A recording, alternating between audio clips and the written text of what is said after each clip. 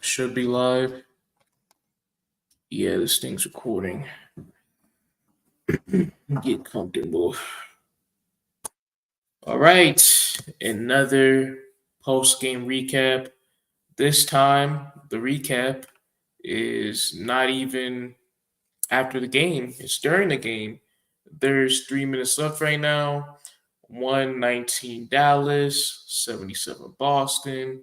Obviously, a lot to a little. Yeah, I don't gotta wait that much longer. I mean, Mavs extended to a game 5, and game 5 will be played in Boston on Monday. So, unfortunately for myself and the rest of the Boston Celtics fandom, yeah, we're gonna have to wait till we get that ring for this year. Which, yeah, with how we played tonight and the circumstances that came before this game to potentially become the 10th team in finals history to sweep a team in the finals. Yeah, it's very disappointing with overall effort and how we executed throughout this game, especially in the first half. But we got another chance. I'm sure the players are going to bounce back from this. Missoula, rest of the coaching staff, all going to bounce back, and we'll be able to wrap this up in 5 games, which I predicted it before this finals even started. So good on my behalf. But yeah, I just want to give a shout out to Dallas for the amount of effort and increased intensity in this game to push it to 5. When you're in these situations for teams down 3-0, especially in the playoffs, the biggest indicator in a game 4 is that, are you going to put in the effort? Are you going to put up a fight, especially if you're down 0-3 at a home facing elimination? Are you going to show up in front of the home crowd? Are you going to have a performance that gives the team more hope to at least come back in this series? Are you going to give the fans more hope to be intrigued to cheer for the team as a whole? And that's what the Mavs exactly did tonight. Defensively, their best series by far. The amount of, yeah, I keep saying intensity, but still the amount of effort, intensity that was increased, the amount of well executed stops on that end, forcing Boston to a lot of tough shots. The downhill game with both Tatum, Brown, Holiday completely negated tonight. And that was because of the Mavs defenders. Shout out defenders like Kleba when he was in the game. Dante Exum had a phenomenal game too off the bench. Great energy he had too as well. Pushed the pace when needed in transition. Derrick Jones Jr. had a very solid game. Luca. Thank you, Luca. Thank you. He finally showed up on defense in this series. His best defensive performance by far, being active, sliding his feet, disrupting the downhill drives with Tatum. Tatum couldn't get past him for this game. He couldn't. And going back to this Mavs team, just a complete great team effort. And being in this position, I understand that some people might be saying, "Oh, why didn't they do that before?" Well, it's a different circumstance, but to have this performance with your backs against the wall and facing the utmost pressure, phenomenal effort, and they got the win. Obviously, they deserve it, and they live to fight another day, heading to Boston for Game 5.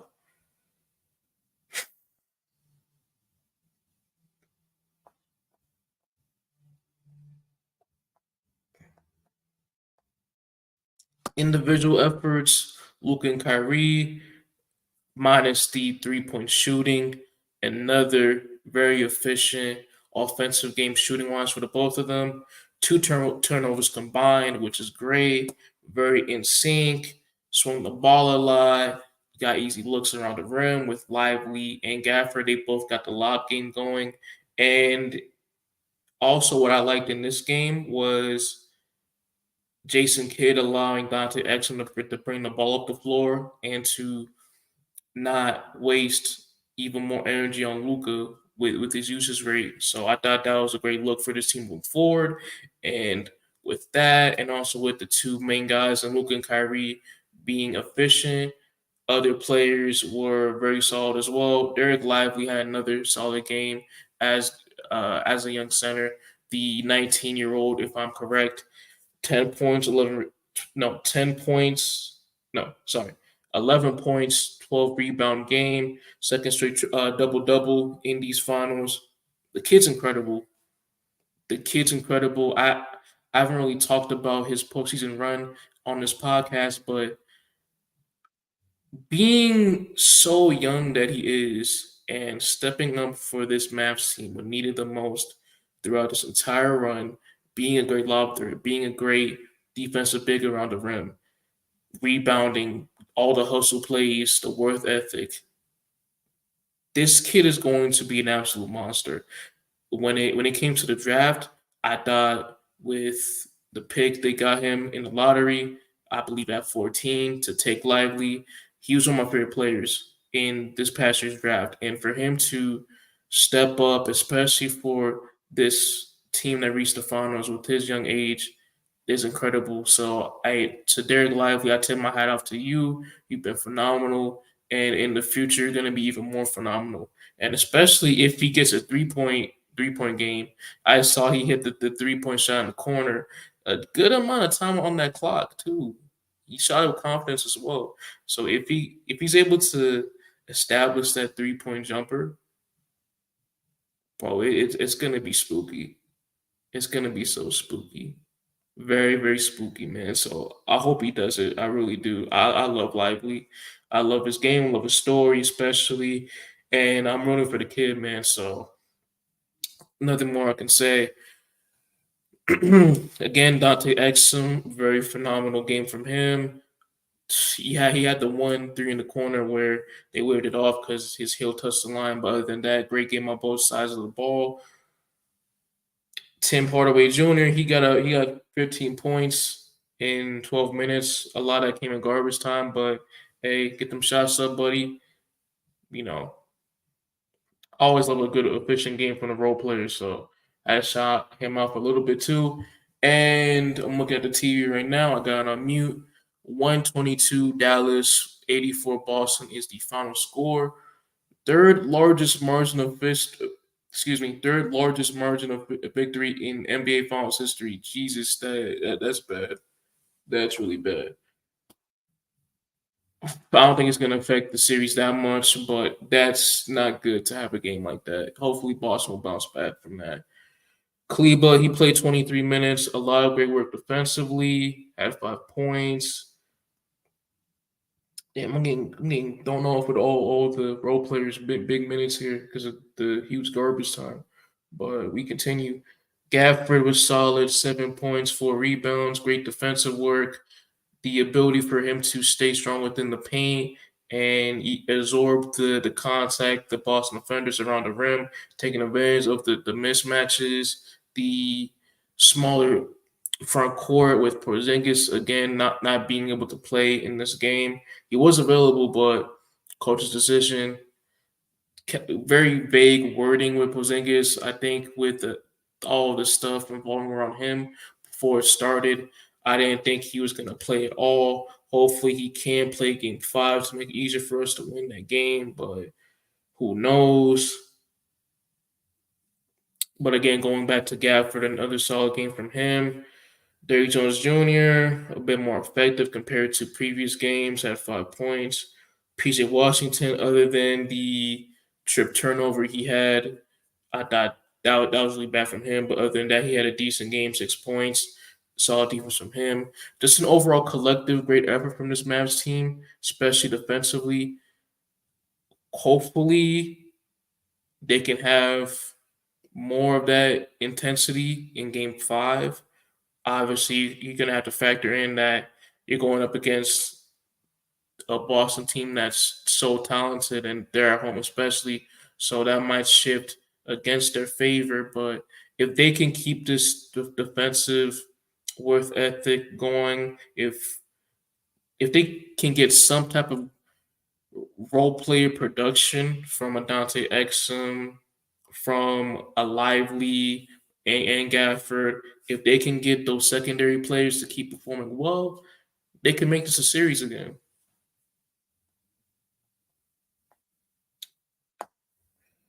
Oh man. For Boston, moving on to Boston. Yeah, I mean, I can't even single out any bad performances just because the team as a whole was really bad. I don't know if it was just jitters, excuse me. Well, I hope not. I hope it wasn't jitters, but everybody played bad. There were no good performers in this game at all. Maybe you can say Sam Hauser, but he got most of his points during garbage time, which granted, for next game, that's kind of a good sign. That is a good sign because his shot hasn't really been there. It's been inconsistent. So I want those great shooting numbers to go up, the shooting splits to go up. So, but other than that, Pritchard had a bad game off the bench.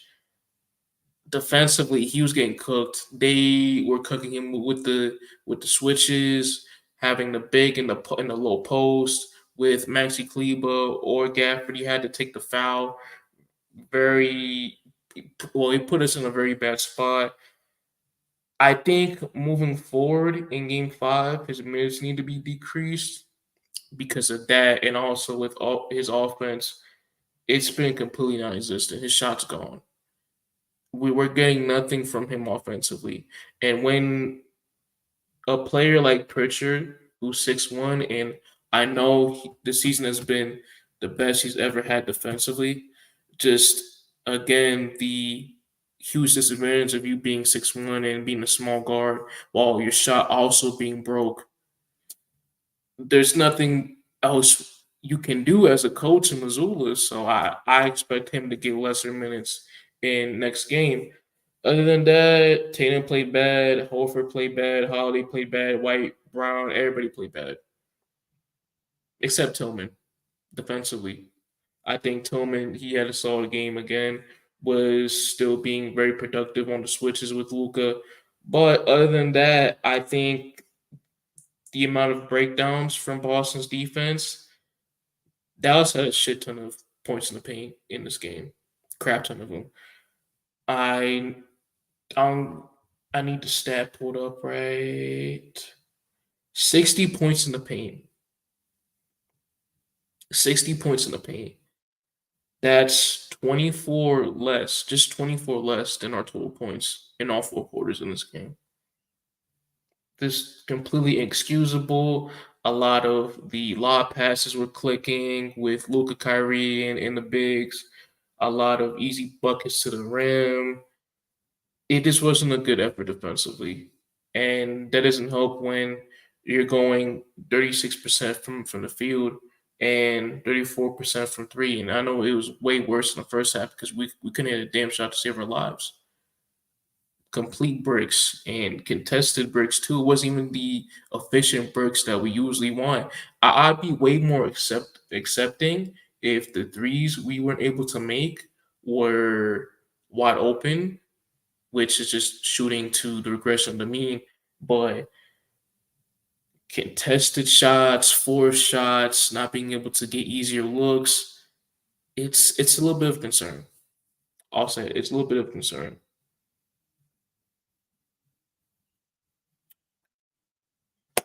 But in general, I'm not that worried.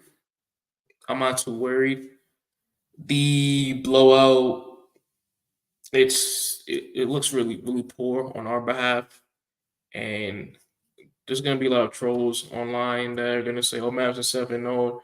Oh, well, watch out, Mavs might be able to make this a series again. Oh, Boston, we don't trust Boston, man. They're chokers, man. They're not built for the bright lights. Tatum Brown, bro, they're chokers all the time. Even though like we had 34 wins this season, blew out most of our competition throughout these playoffs, blew out the Mavs in game one. We're up 3-0 against the Mavs, faced against much adversity.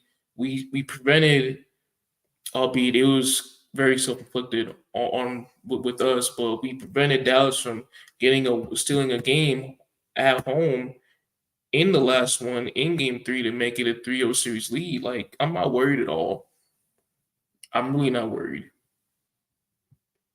I think if we if we can get up to a big lead early, that would be a perfect way to set the tone.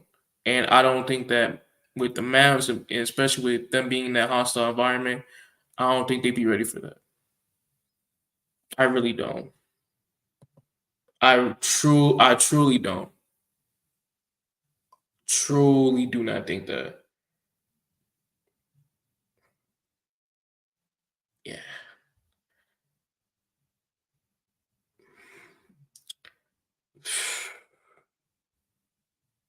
Speaking on Porzingis, I'm not sure if he can come back. I'm expecting him not to, but we should be able to win that series.